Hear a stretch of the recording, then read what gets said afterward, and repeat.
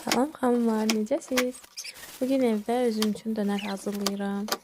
Gördüyünüz əti ət alanda evimizə bazarlıq edəndə tuzladım, istotladım, kəklik otu ilə bir yerdə qarışdırdım və buzluğa qoymuşdum.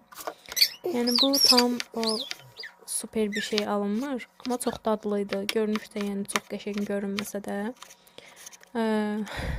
Sizə xoş izləmələr.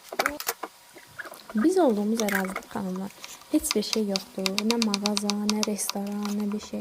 Bir dənə oba market var. Всё. Yəni ona görə çalışdığımca şəhərdə yeyə biləcəyim və ya ürəyimin indi istədiyi amma əlimin çatmadığı şeyləri özüm evdə düzəltməyə çalışıram. Əlimdə olan ərzaqlarla. Ona görə deməyin ki, ay bu nədir, dönərdimi belə elə. Yəni təsəlli kimi bir şeydir də yəni bu.